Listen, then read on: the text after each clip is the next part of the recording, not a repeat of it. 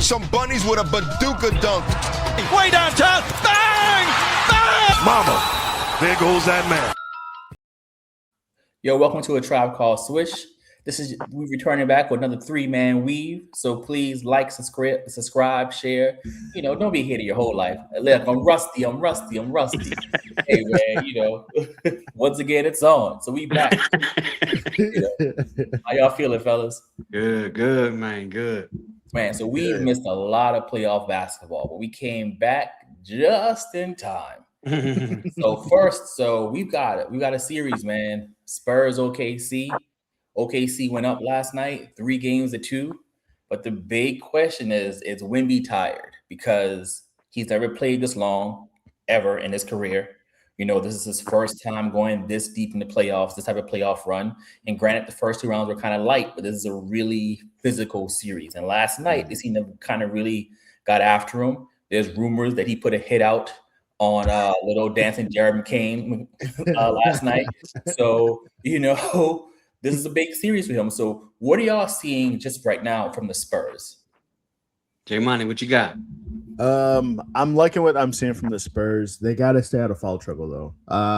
Especially their key players, Stephon Castle, Devin Vassell, Wemby, like those guys got to stay out of foul trouble because I think they have 4 players that had 4 or 5 fouls already at like a crucial point in the fourth quarter. So I think if they stay out of foul trouble, they'll be okay. But the inexperience and I think just having them vocally saying that they've been tired, I think that already, to me, if I'm OKC, I already mentally beat you. I just got to have the record to back it up too. So I think the Spurs, as far as they went on their first year, I think they're doing great. But I think this year they're probably going to lose the series. Next year they'll be a little bit more fit. But I got to say I'm proud of the Spurs team. I'm not going to lie. Gotcha. I feel you on that, J Money, and be more. I do think Wemby is tired. I think, man, playoff basketball can be grueling, right? I think it always rears its head and shows you players who can really play their position. And certainly be more going back to it. My Cavs is like you dial it back, and you remember the year we had Mo Williams, Antoine Jameson. Both of these guys are doing their thing until the playoffs started, right? And then the playoffs started, and we learned that Antoine Jameson couldn't defend his own position, and Mo would disappear. And though he had some tough matchups in terms of Rondo at Boston, but the greater point is that sometimes playoff basketball is so taxing. And with Wemby's case, maybe every possession doesn't have to go through him, but he's a big piece. And I think between trying to deliver, getting banged to the body, all of that, I think he is tiring. And I think they in the offseason, they'll probably need to bolster the front court a little bit in terms of getting guys who can kind of just score on their own, person to kind of create. Because they still got Olynyk, or he's gone. He's on the bench. He's not playing. He's not playing. I'm like, give him some minutes. At times he can stretch the floor, and maybe he's not an every possession guy, but he might be able to give you something. So what I'm seeing with the Spurs is turnovers, man. Ron Harper Jr., like Ron Harper's son, Dylan. That's what's his name? Dylan Harper. Dylan Harper, yeah. Dylan Harper is turning the ball over. Like he's having a good game, but it's turnovers. Stephon Castle, like 8 to 10 11 turnovers game. So it's like that's what I'm seeing. Like they're putting so much pressure on that backcourt, and it seems like none of them can handle the pressure. I'm like Jeremy Kane ripped Harper last night. I'm like, what is happening? Like, why can't y'all handle the ball? Now look, Dylan Harper, he's a man because he's been on the boards passing, like he's a man, but they don't have. Going back to your example, they don't have a Rondo, someone who give them the ball and they're not going to turn the ball over. Like that's kind of the weirdest, because I don't remember them turning the ball over like this during the season. I watched them a lot, but against this OKC team, like it's turnovers.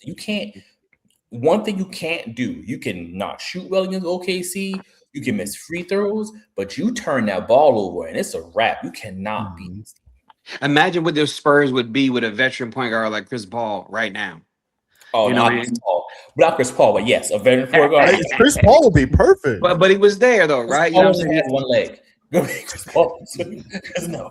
But coming off the bench, you don't need him to start, and I think he could help orchestrate and facilitate and just give you be that true floor general is what they call it. But I feel you because as good as De'Aaron Fox is, what do we know about his game? He's fast, he can shoot here and there, but it's not like you get facilitation. He's a great on-ball defender. Those intangibles aren't necessarily their strength. So when you say that, B-Mar, I think that's an excellent point, man. But nothing they can do now but be efficient as a committee. I agree. I feel like a good veteran backup would be probably Mike Conley, to be honest with you, if I really want to look at it, because he's, granted he hasn't gone too deep in the playoffs, but he's got a veteran presence that can calm down the team because they're, for the young guys like he's been doing with the Wolves and at Utah when he did that too. So I think they'll be fine. I think the Spurs, this is a good test for them. And for OKC too on the back end, because OKC is being pushed to the brink for about to go on 7 games now. And so all that aura farming that they do, it's all fun and games until you get punched in the mouth and now you're bleeding and now you got to be like, okay, you got a little bite to you. So that's cool. So I think the Spurs will be fine, man. This is a good learning year. Mitch Johnson should have. As much as I love that Joe Mazulla won Coach of the Year, I think Mitch Johnson should have probably won Coach of the Year too, or Mike Brown. But we'll get to that later. So one thing I'm seeing with OKC, they're trying to be really physical with Wemby.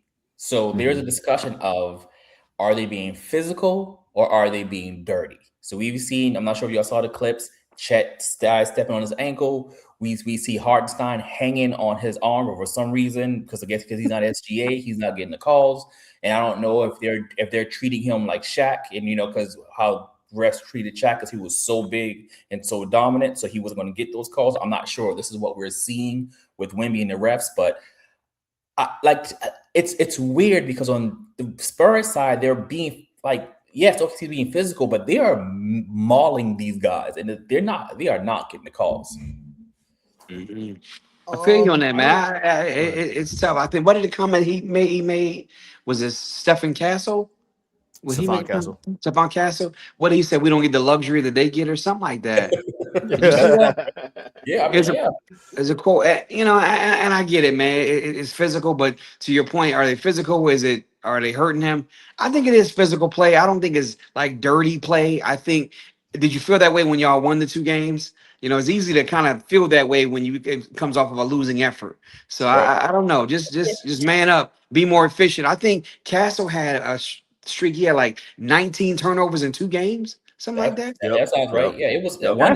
He had like 11 turnovers in 1 game. So yeah. That's crazy. That's crazy, man. So talk to me about that. It ain't got nothing to do with physicality. That's on him. No, I agree. I don't think it's dirty play. I think it's just normal, as Kev said, playoff play. Like, you got to get used to it. And I think, I've been saying this all year as well. Like, these skinny guys, they got to bulk up. Your body has to learn to adapt to these hits that you're going to get. Wemby, he's 7'4". He's definitely got to bulk up or something, put some more muscle on, go to a Giannis workout camp or something like that. Because you go to the rim, you hanging on the perimeter, you're basically taking yourself out of the game where you need to be in the paint. And so if you're too afraid to be in the paint because it's going to be real physical, then I don't know what you need to do, but you got to figure it out because he's not going to have a long career like that.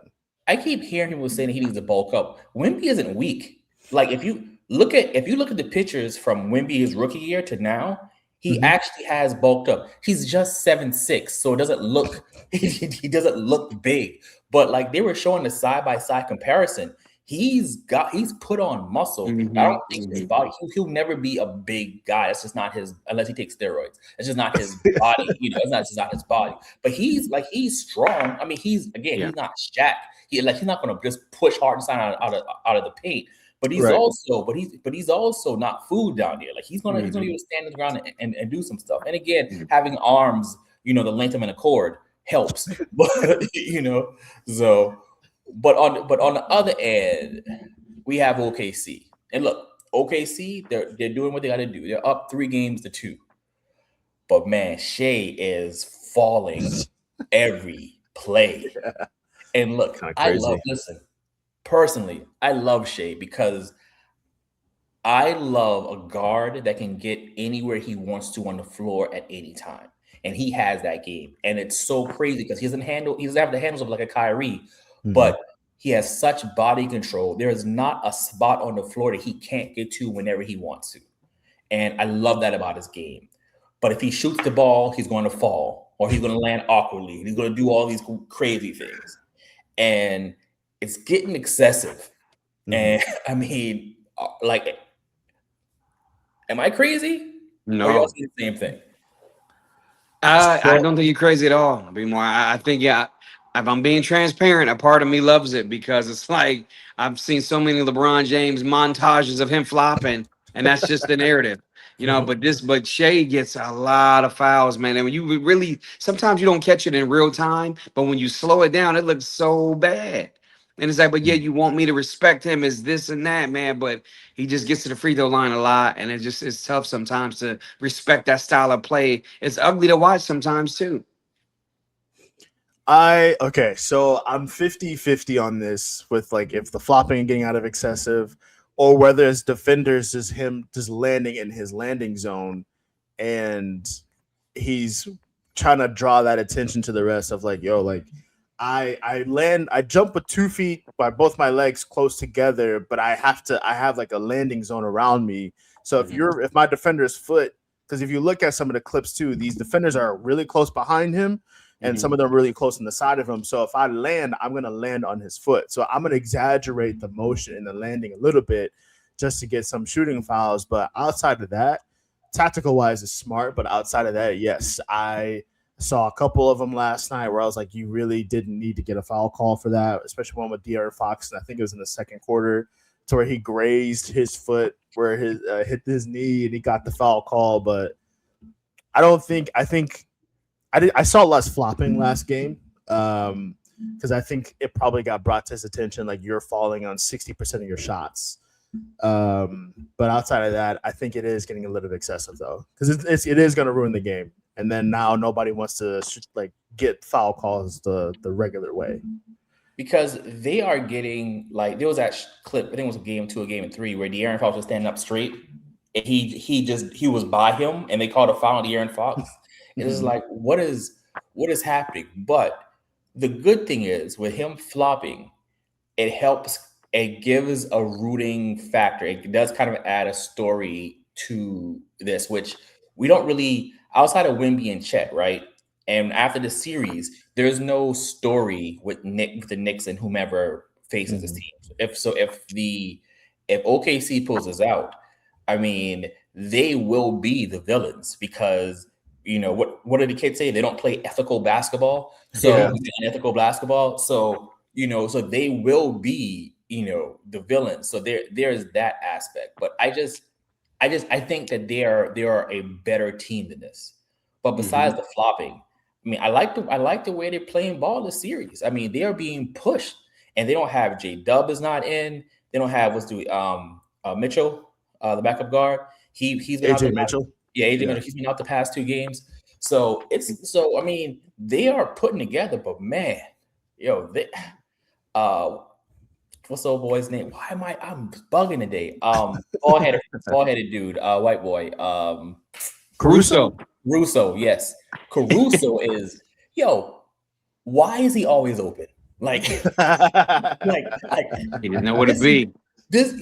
Somehow he will find a way, and it's not even corner threes. It's everywhere. Around the arc. He's just open. Like they're just like, we're gonna let him shoot, and he's killing them.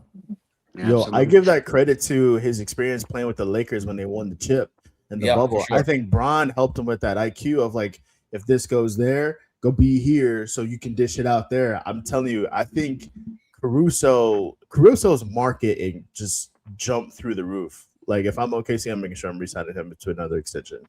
But like, bro has been shooting the lights out, and then along with Jared McCain too, like they've been I don't like him. Mr. TikTok. That's what we're gonna call him now, Mr. TikTok. Right.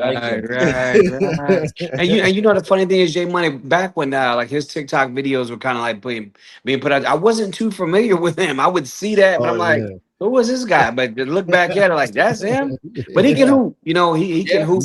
But you know what, be more. But to your point, man, I think OKC, man, is just they're an interesting bunch to watch. You know, Jay Will literally is not there, and they just winning. And I think I would trade him, man.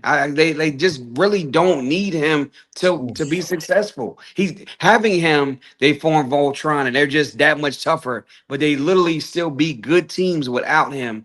The shrewd businessman in me says I trade him for getting even more depth.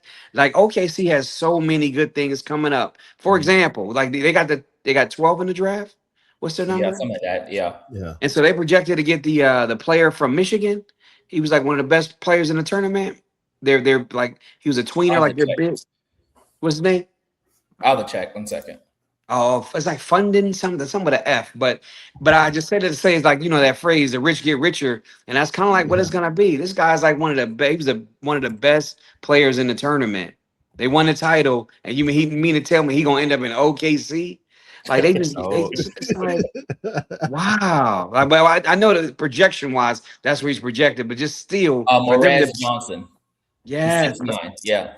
for them to even be in the hunt for him, it's like these guys just get better and better. But going back to per se the flopping, how did you feel indirectly? I think there's some guys in the league who are really good at just selling it. Like I think Jalen Brunson flops a lot. I think he's just flaring and all of that.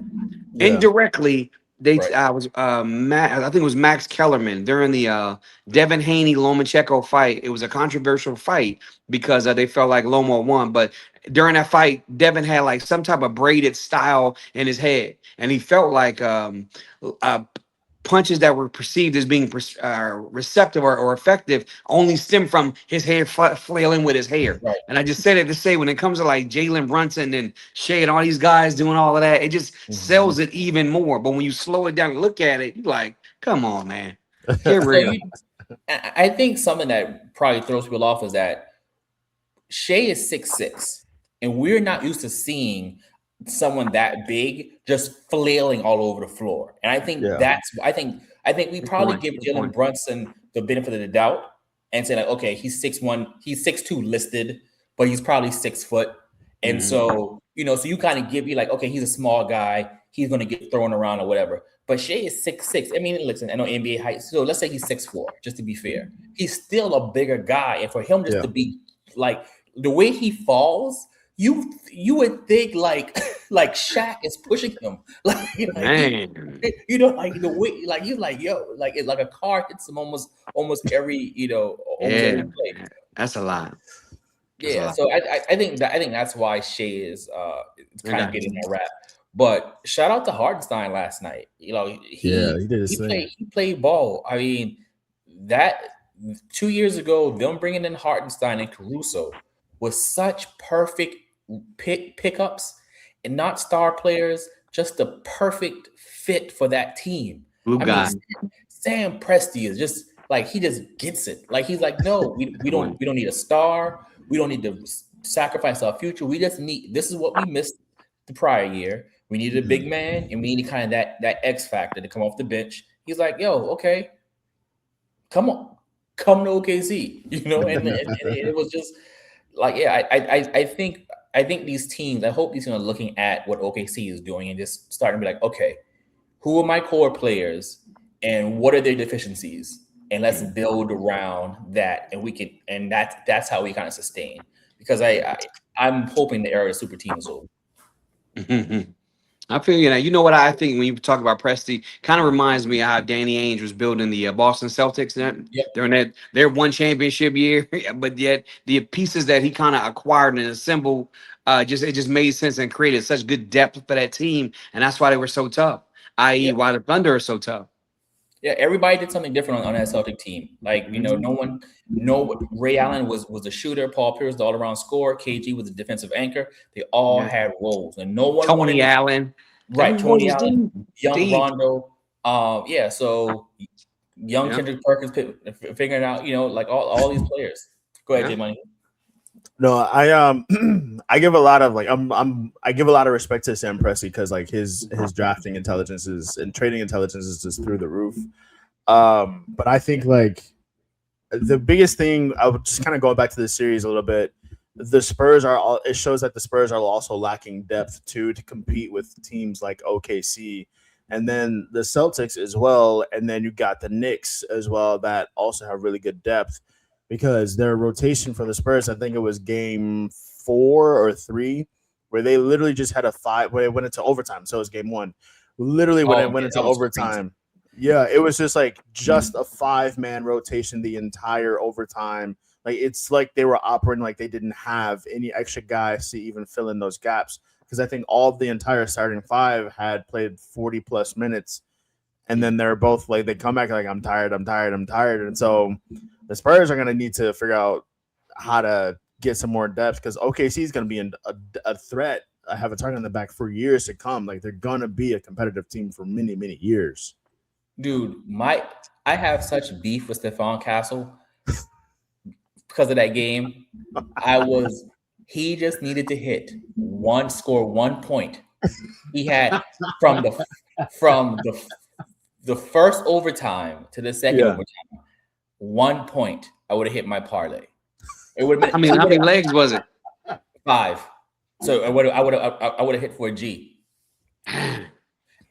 And so I needed, dude. I was like, just 1 point, and he kept turning the ball over. I'm like, get fouled. Go to London. Stop. I'm heated. I'm excited. The game was great, but I'm just like, stop turning the ball over. Just score 1 point. That's all I need. Did he attempt to shoot? I think he was. I don't think so. I think he only took no. I don't think he took any shots actually. I think he just passed the ball the whole time. Yeah, but I'm like, man, that sucks. So like there was a controversy earlier in the series where the game Dylan Harper missed. Allegedly, a fan he was coming out to shoot around, and allegedly a FanDuel employee was like, "You out today." Oh yeah, because they saw him turned around. Yeah, and he turned around, and so that was So this is that thing, man. When you bring gambling into the sport, and now with the internet being everywhere and cameras being everywhere, you have to watch because there is a whole legitimacy thing. It's not like the NBA doesn't have a history of things not being on the up and up. So they've got it. You've got to watch that. They really got to watch that. Good point. So, all right. Let's talk about these Knicks, man. So, look, man, they made quick work out of the Cavs. And listen, I can hear you, right? I can hear you. To the Cavs' credit, going into that series, they did already play 14 games. So, but also to their detriment, they played 14 games, which might not have been necessary if they played better. But the Knicks made quick work of them. The Knicks look like a dominant team right now. But man, New York might burn if they win it all. I mean, because the way how that city acts when they just advance in the playoffs, we won't see anything like it. So there's a part of me that wants the chaos, that wants them to really turn to Gotham just for a few nights. There's a part of me is like, I don't know, man. I don't know if it's such a good idea. Bing bong. But before we get into that, listen, we talked to the Knicks the whole year. Yeah. And none of us really had them get to the finals. So where did we go wrong? Doubting Mike Brown. That's where you went wrong. That's exactly where you went wrong. You guys said he can't coach in the playoffs. He doesn't make adjustments. Now look, niggas in. Listen, no, he's not even a nigga. That man is in the finals. That is a grown man in the finals. He took that team and took them to the finals and made adjustments. I promise you, he made adjustments during the entire playoff season. So I want y'all, when you post this recording, okay? When you post this recording, I want you to put Mike Brown as a thumbnail for this whole thing. Because Mike Brown deserves his flowers. That man did quick work with his Knicks. Also, though, it does bring into question, let's say they win the finals. Is it Mike Brown's ring or is it Tom Thibodeau's ring? No, this is all Mike Brown. Okay. Yeah, like no, this isn't an Ime Udoka thing because yes, it is. Because Mazulla didn't change anything. Mike Brown No, Mike, like this team, the main thing, the main difference, and Kev, you can jump in a second. The main difference is this team isn't tired. We saw what happened with Thibodeau. These boys, they would be tired. They would have never made this quick work of the Cavs because they would have been tired. That series they easily went 6. They would have easily dropped 2 games to Cleveland. Easily. So yeah, no. This is definitely Mike Brown's ring. If they win it, it's Mike Brown's ring. Yes. I agree with you, B more. You know, you so J Money, has Thibodeau ever coached in the NBA Finals? I'll wait. Hey, listen, I am all for being in Mike Brown's ring. I'm just saying, I don't want no controversy with how B More gets where because he did it with the Celtics. Oh, it's Ime's ring, not Joe Mazzulla's ring. He might next thing you know, he might say it's Ime's coach of the year, not Joe Mazzulla's coach of the year. So I ain't trying to get none of that blasphemy. And you know what? Though is bittersweet. Be more hit me. It's bittersweet to see my Cavs, go out. But I think the Knicks has been 26 or 27 years since they, had a chip.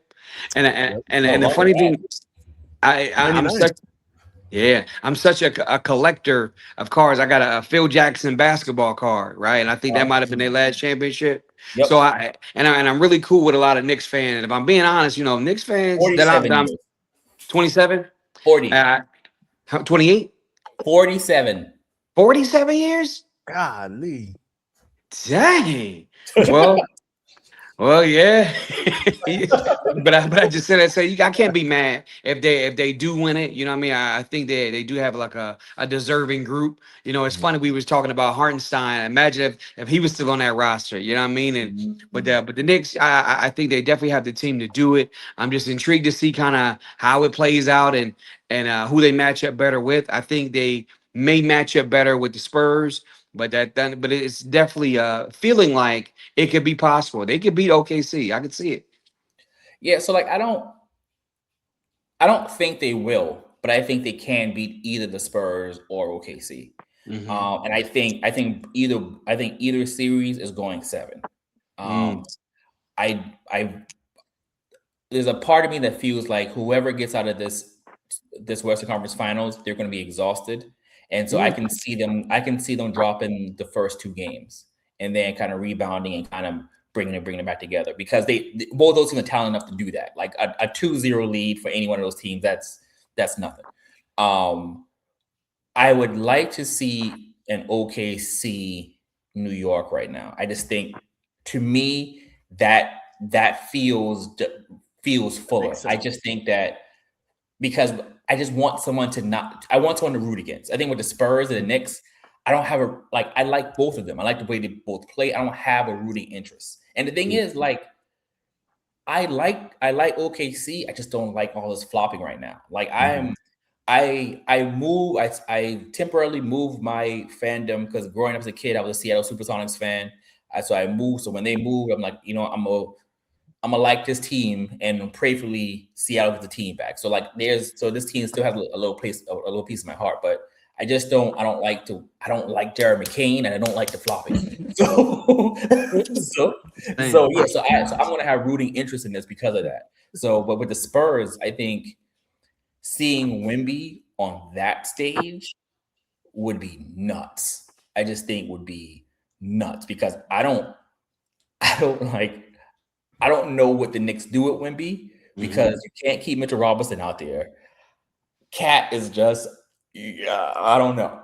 He's playing well though. But you got a 7-4 Wemby though. Yeah, but probably what they'll do what OKC is doing. They'll probably put Josh Hart on him just to how they're doing with Caruso,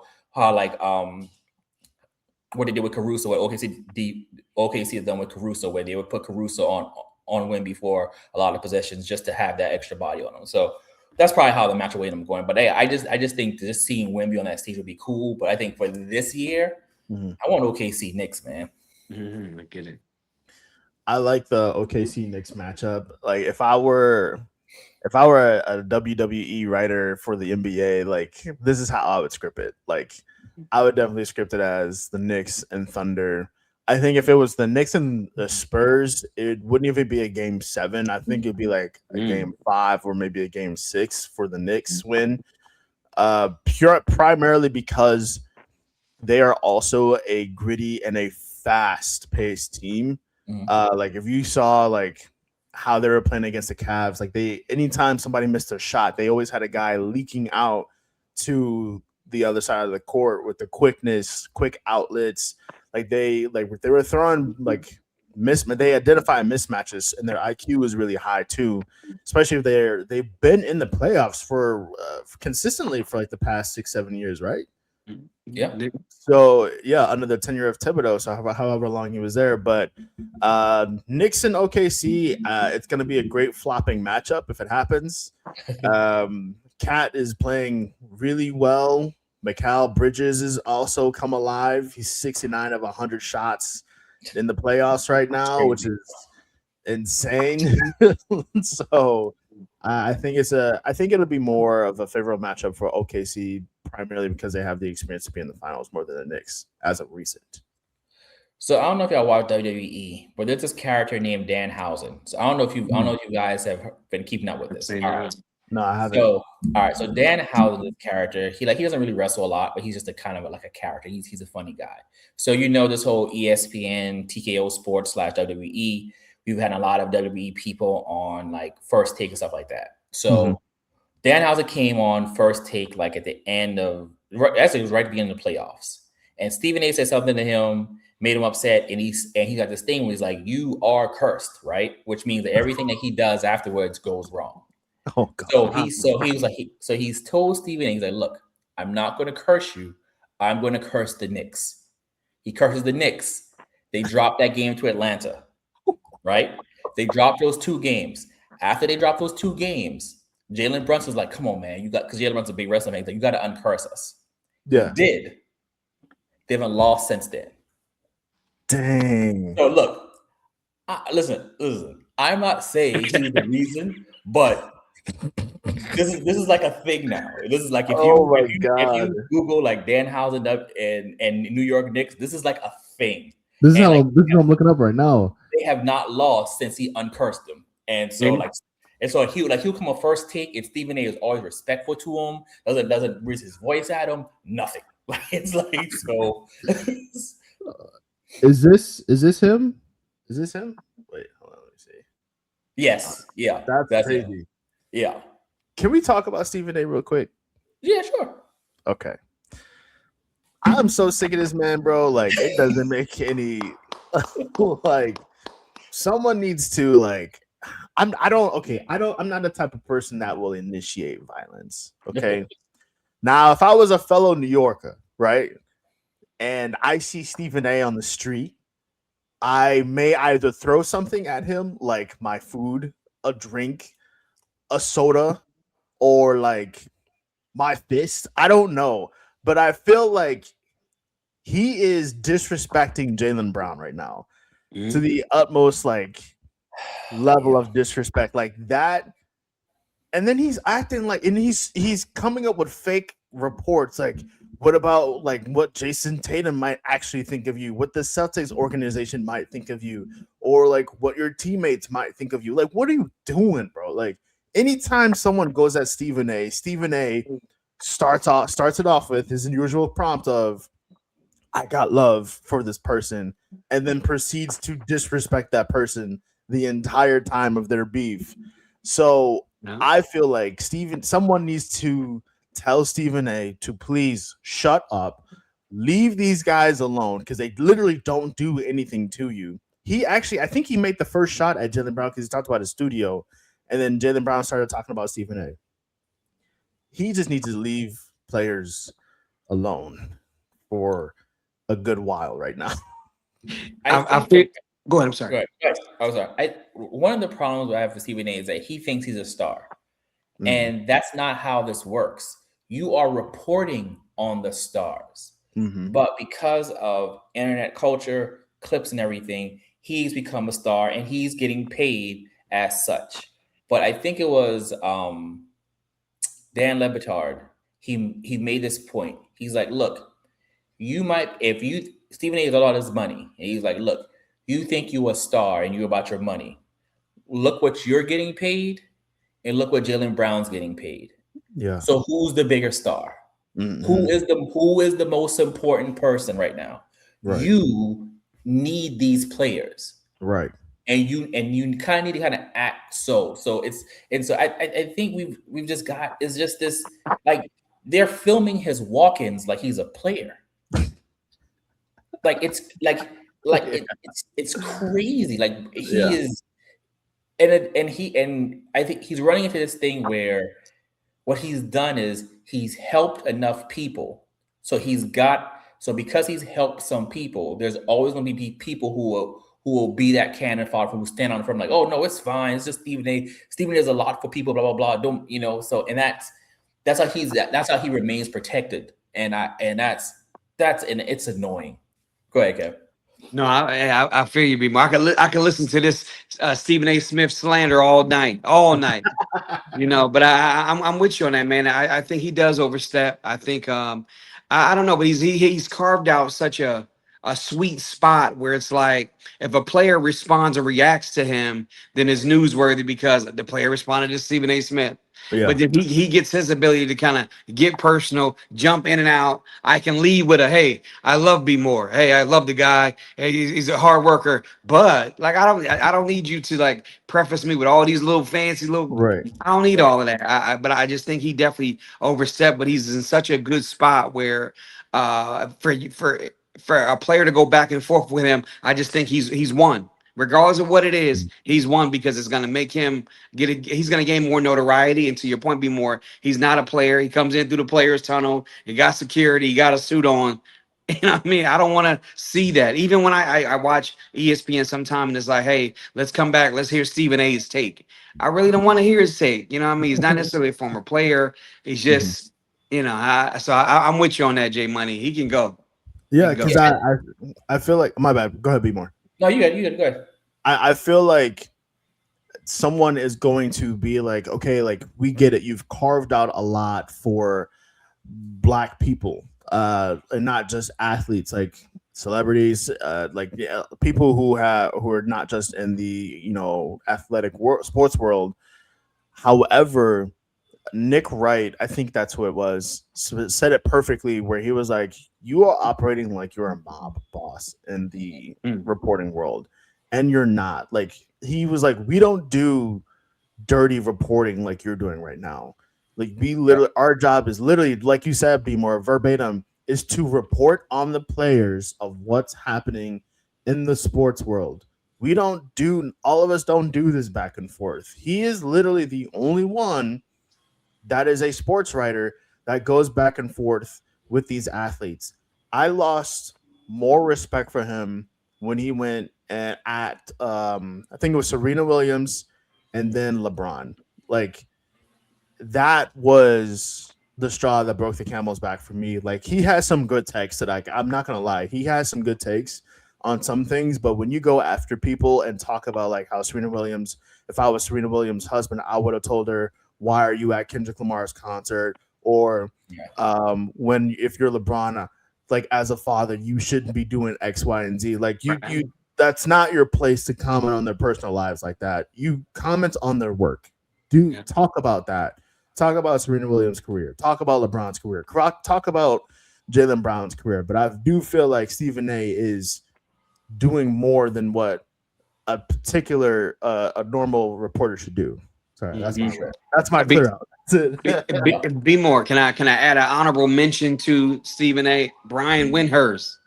Kids on my neck. And you know why, J Money? But it aligns me that he's such a opportunistic guy. For example, what do you know about What do you know about him, J Money? Brian Windhurst, in terms of his background?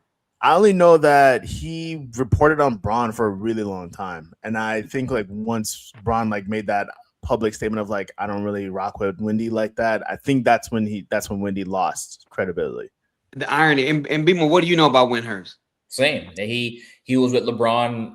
What I assume at St. Mary's St. Vincent, but I found that wasn't exactly how. Yeah, that's the same thing. Like, he was like his in was LeBron. Like that's how I always knew him as. Wow. Man. Yep, and both of you fellas are spot on. So it's like, yeah, he attended Akron, St. Vincent, St. Mary, not during the time LeBron James went there, right? LeBron came later.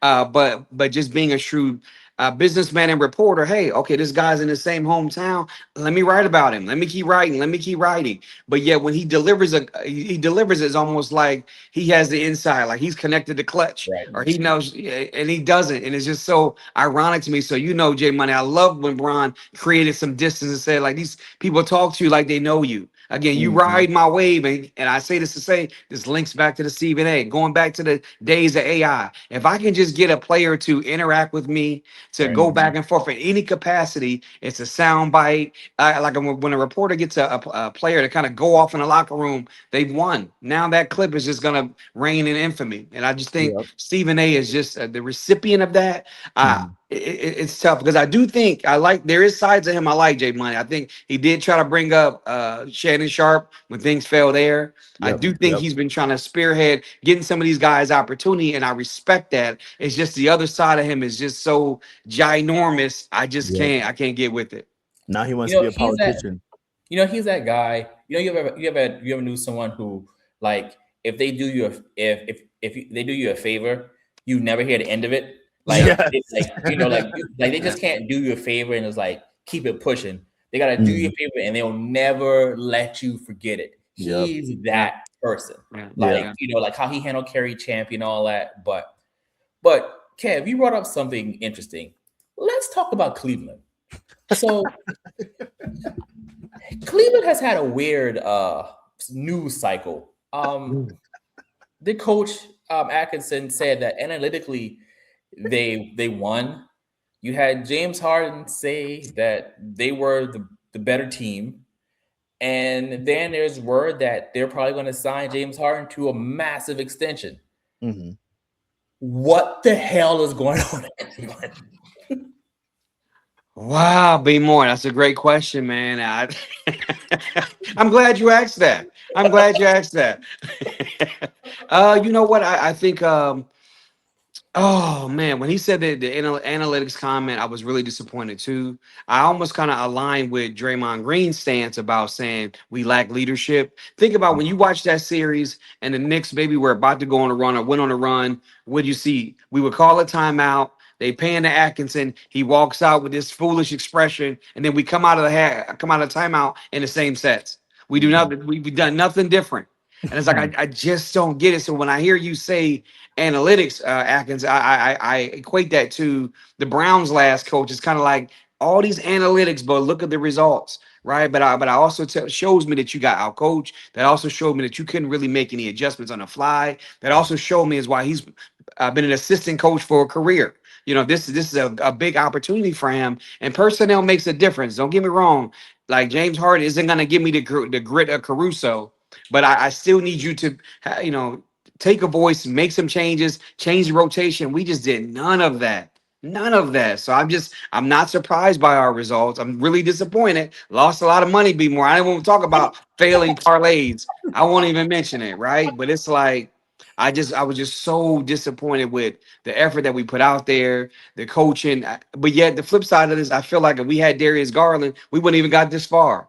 So it's like, man, we Mhm. just got to retool. I trust my GM and Kobe Altman, and we'll see what the summer holds. I'd love to see 23 return because that will remedy a lot.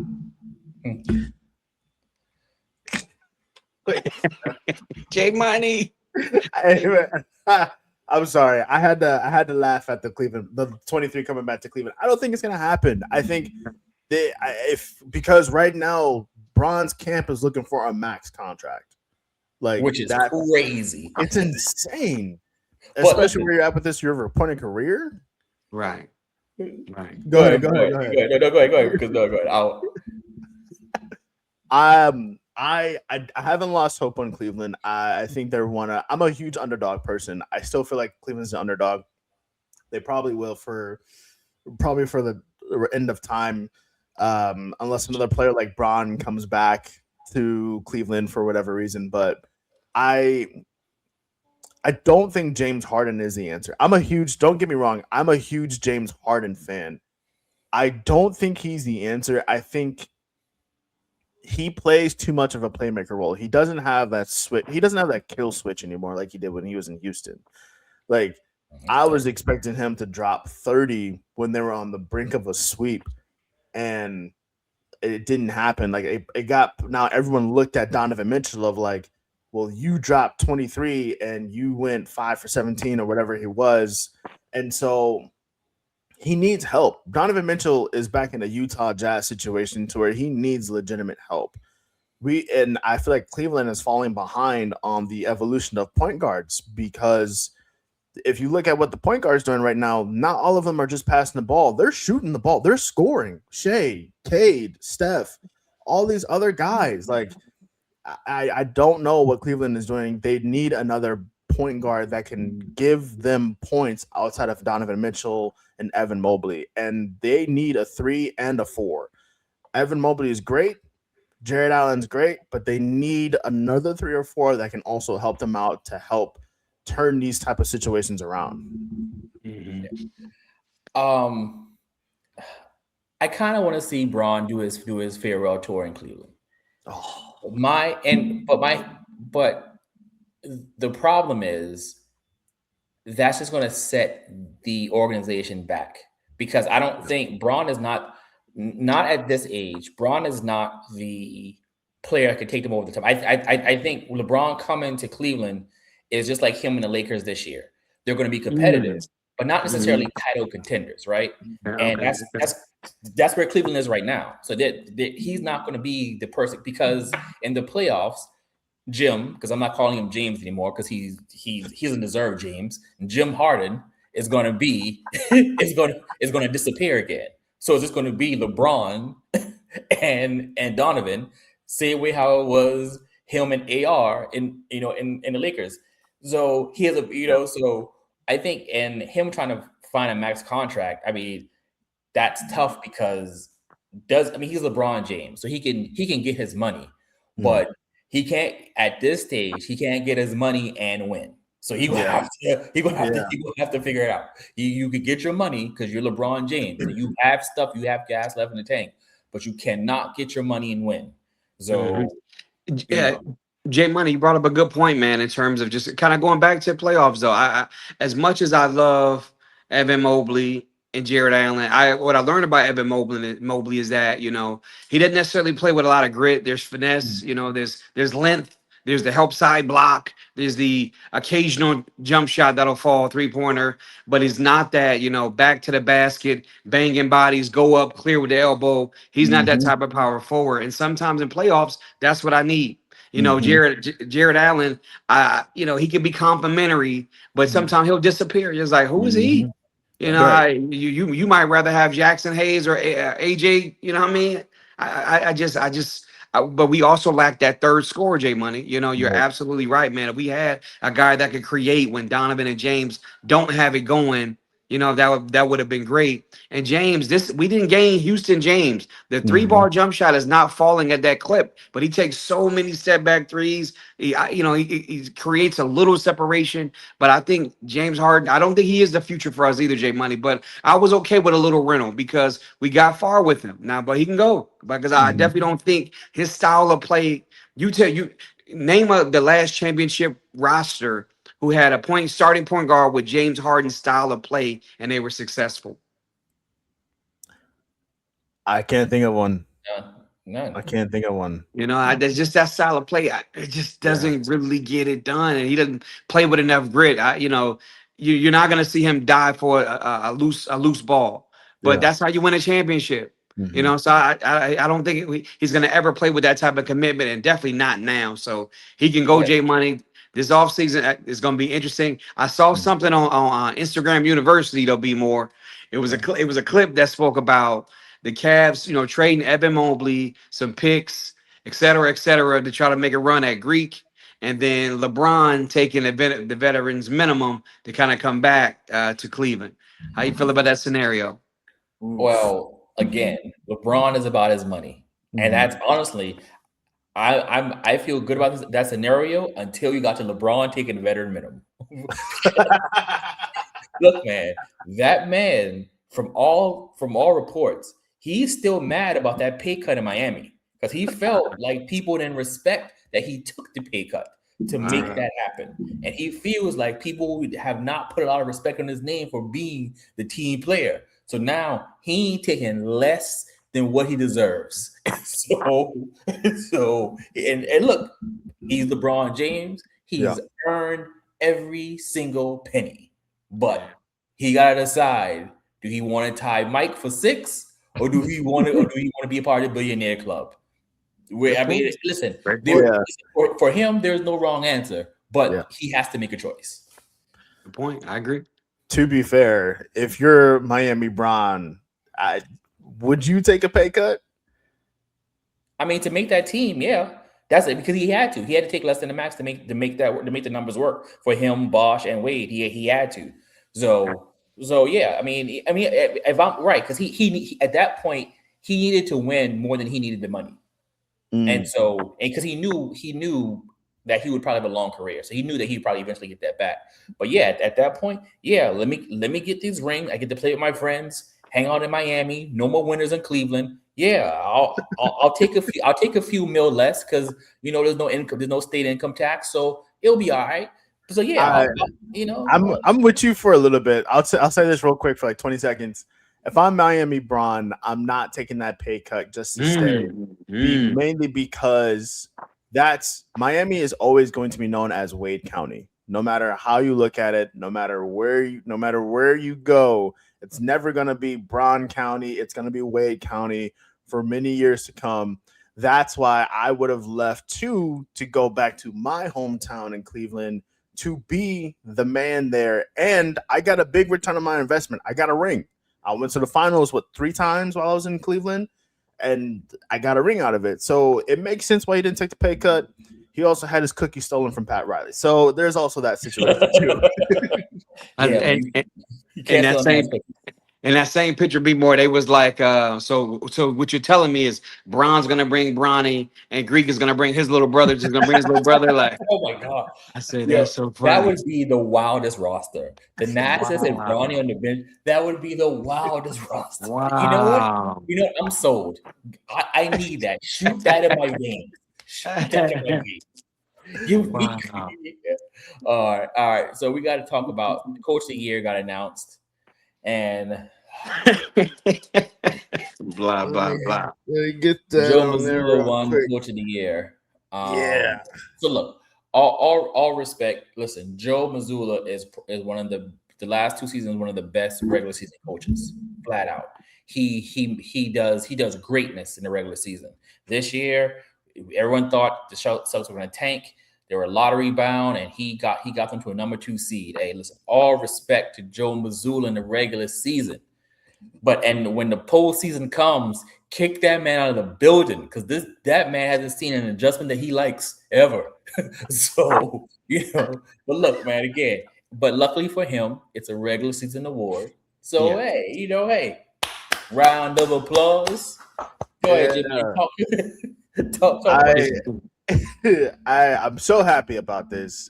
The thing that makes me so happy about talking about Jim Mazulla winning Coach of the Year is that when he got that notification that he won Coach of the Year, he probably went, okay, and went on about his day. I love his personality. B. Moore hates his personality. I think he's a great coach for the Celtics, honestly, because I feel like they do play soft a little bit, and Joe Mazulla, personality-wise, are soft, and Joe Mazulla brings a more of like bash your head against the wall until you bleed, and then bash your head against the wall some more so you can start to feel some actual pain and be resilient. And so I like it. I feel like also, knock on wood, God forbid Mike Brown gets fired. I think if Joe Mazulla gets fired from Boston, I think Joe Mazulla would be a great next pick for New York, just based off the personality. Hear me out. Okay. Just hypothetical scenario. If this does happen, right? I think Joe Mazulla would toughen up Cat so much. Like, I think he could literally turn Cat into one of the greatest foremen probably in the history of the NBA. Hear me out. I think it'd be very beneficial for Cat. He might cry, to be honest with you, but I think it'd be amazing. I feel you, Jay. I feel you, Jay, man. I feel you, man. But you know what? I think Boston, they probably did overachieve a little bit. You know what I mean? Mhm. I think losing Tatum, you didn't expect them to go too far, but also I'm not a person where I kind of undervalue like your Derek Whites. I think they had a really good roster. They got eventually you brought in Porzingis. They had talent, you know what I mean? So it's not like I think they were just working with bare minimum and they just showcased Jalen Brown. No, they got some really good players over there. But for him to get it, I'm disappointed based upon what I heard him saying about the award. You know, he said, compare me what I do to what others do, and he just kind of like just really just minimize the award. So to be given it, I don't want him that. If you don't want it, I don't want to give it to you. It's kind of how I look at it, right? It's so I'm just kind of perplexed about him. But I'm with you, B more. I think I don't think he's the greatest coach. I think it's something with him that I don't connect with. But question I have for you, similar to the MVP, is it a regular season award that they gauge coaches Yeah, on it, or regular okay, so season. no playoffs? Okay, Yeah, regular season, and that's why he's gonna win it. And that's why he yeah. won it. I agree. The Spurs coach would have been good. You got it. I mean, you Mhm. also gotta look at Dagenau again, but I think Coach of the Year is similar to like the MVP award, voter fatigue. Mhm. I mean, the Dagenau for the Thunder could have got it the last 3 years. To Yeah. be real with you, because Wow. they've been the best team. So yeah, it's again the Celtics good regular season team. Joe. I like the way you put that. I don't connect with Joe Mazulla. Like there is Mhm. nothing about how his get down that I connect with. Yeah, I think he tries to come off aloof. I think it's an act. I think I agree with you. I think he does care about these things, but he's got his little thing going on. He's got this thing. I'm just like, hey man, you're not. Yeah, dog, you're not Phil Jackson right now. All right, calm down. You don't you don't have a handful of rings. You don't have a handful of achievements. Relax. Just be cool. Be appreciative. You listen. Just be You got cool. lucky. You lucked up into a situation because a man cheated on his girl fiance. Like Wow. that's Facts, how he got facts, there. I facts. mean, look. He was a good enough coach, and even Jeff Teague talked about him the other day on the show. He was like, "Look, dude was he was a good assistant coach," Right. and Jeff Teague was That's like, "I didn't think he was going to be a good pro right. coach." But it's like, look, man, you weren't the hot assistant. You didn't have teams clamoring for you. Ime like white women in the front office, and so He was a Ime. little lonely. He was a little lonely. Let's You just say know, what it is. With me alone? look, man, it's a strange world we live in. Hey, But J Money. Some of the most beautiful women in the world is getting on somebody's nerves right now. That is exactly, very true. You are exactly. 100. You have no idea how correct you are. So look, he may he step out, and that's why he got this job. So just be a little more humble, man. Just a tad of humility and way less weirdness, and we can rock again. That's all I Hey, ask, man. I feel you. I thought you summed it up well, man. With the act of being aloof, like I don't like that. I don't even connect with that. And I saw in an interview he was I think something to the point he was referring to his wife just knowing everything and she's my stronger half and I listen to her. I'm not knocking that, man. Love your wife. I'm not knocking that, but just the way he framed it was just like you don't have to shrink. I don't need you to shrink. Yeah, Like just be you. You know what I mean? Just like you said. But yeah. it's funny when you. I was done with him when the reporter asked a really simple question, like, "Hey, the king and the queen from England is coming. Do you have any opinions?" This man said, what did he say? The only king and queen I know Is is Jesus Christ? Christ. Like, what are we doing here, man? What are we doing? Like, what are we doing? Like, just be like, I don't have an opinion, or that's it's cool, whatever. But what are we doing? The reporter said that. Did you know that royalty was in the building Oh, today? royalty, yes. Yeah, royalty. Yeah. Man. Like, what are we doing?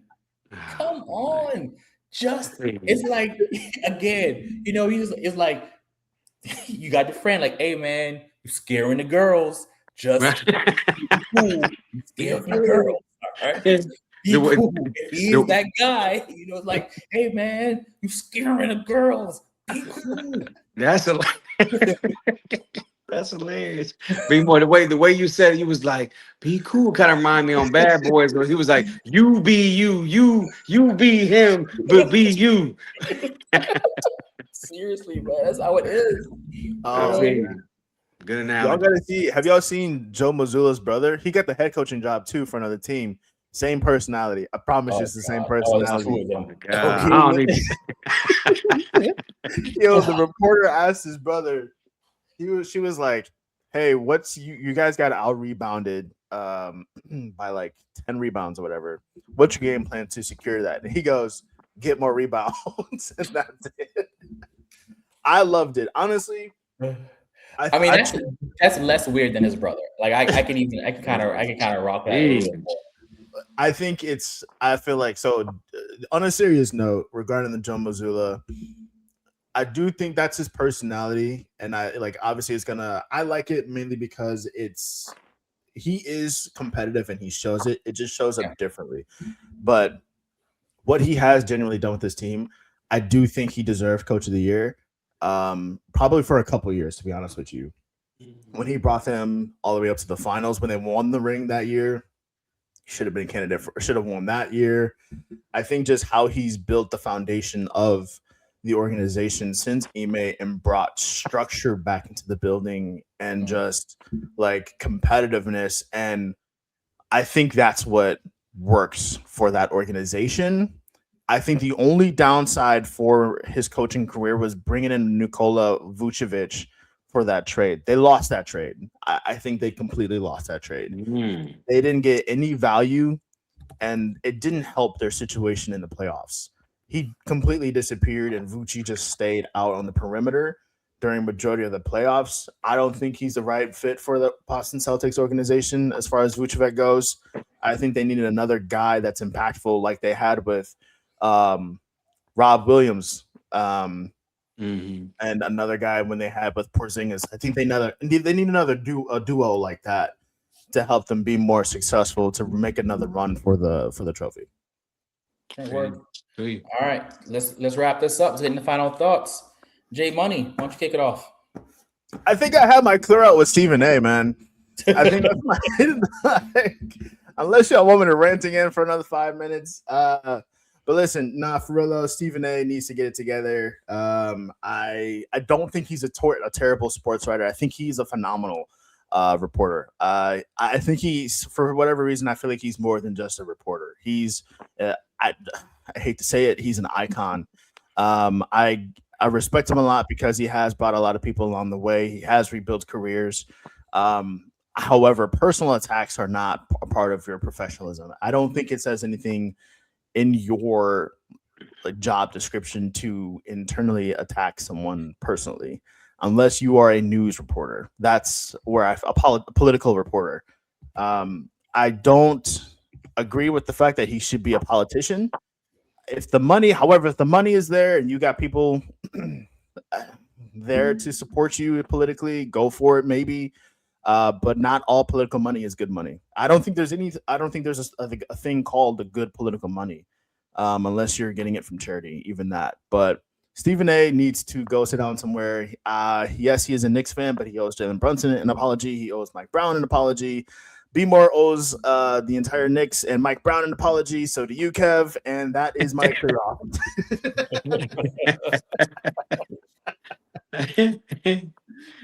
Zay, anything else?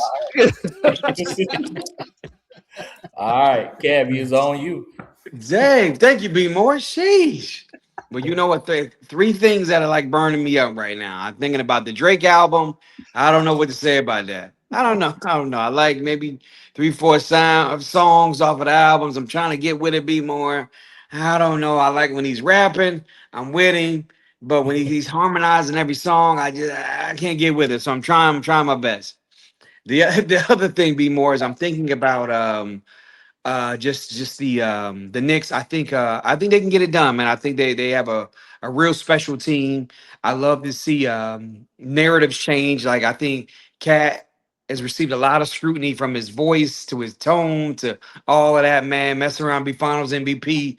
He can open up a new chapter, right? And then lastly, when I think about just Cayenne Anthony and his upside. I saw a clip of him. I think he was working with the trainer Brinkley, and they say he might have added 20 pounds per se, and he was just doing his normal thing. He looked really special, and I saw glimpses of his dad more so now than we did like a year ago because he's really embracing that frame, and maybe that DNA is kind of kicking in. So those are the three things I had to talk about. Be more.